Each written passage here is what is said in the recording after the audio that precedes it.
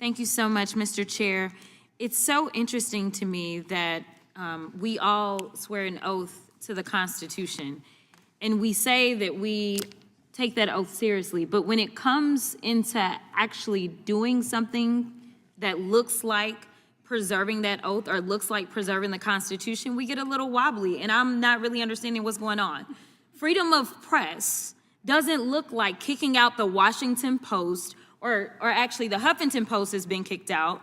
We know that the Associated Press has been kicked out, and now the Washington Post is not going to allow for op-eds in any way if for some reason they criticize the sitting president of the United States. What this is starting to feel like is a smaller version of Russia.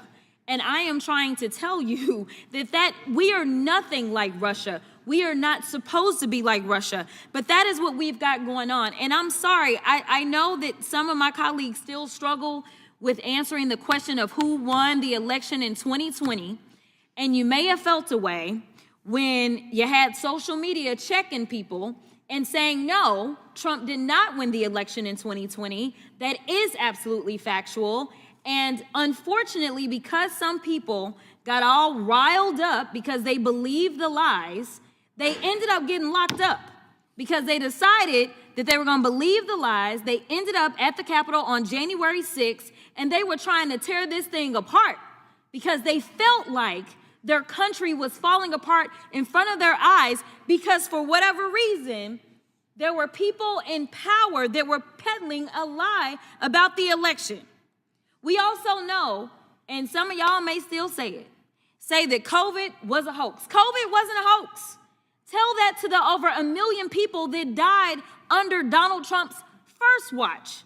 It wasn't a hoax. So no, I do believe that it was okay. In fact, I do believe that it was ethically right for social media to check people because you had people that didn't know anything about science and decided that they were going to put out whatever lies or propaganda or conspiracy theories they wanted to, and people died.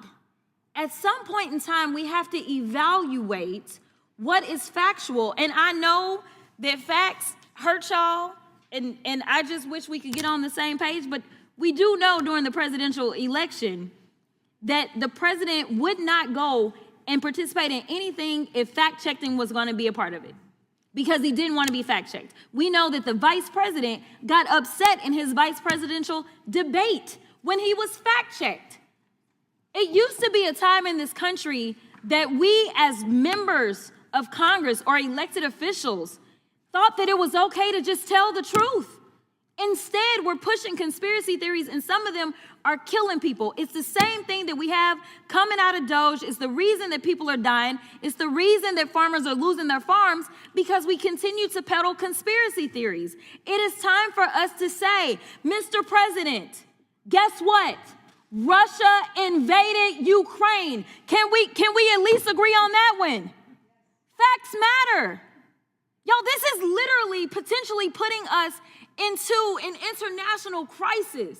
We may be heading towards the next world war because we have a president that wants to pal around with Putin and wants to do everything to make him feel good, including lying about who invaded who. Mr. Chair, I got a minute left, but I really want to yield to any of my colleagues and ask them if they will say today, very basically, that when it came down to the war in Ukraine, that it was not Ukraine that invaded Russia, it was the other way around. Is there anybody in here that has enough courage to say that Russia invaded Ukraine? You can have my time. And this is yet the problem. This is the problem. That is not infringing upon free speech. Will the gentlelady yield? I will yield to the right. Hey good people, welcome back to my channel. This is A Week in Africa and I'm your host Bemu. So you've seen how this Congresswoman, Jasmine Crockett, she's on fire and she's trying to call upon the Congress people, right? She's trying to call upon the American leaders to be factual, to rely on facts, to stop this, what we call it, it's not scapegoating, but to stop these conspiracy theories, right?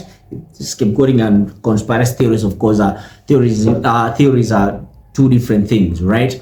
So She's trying to tell these leaders to stop these pushing of some crazy and fishy agendas and what we call conspiracy theories by not telling the president the truth.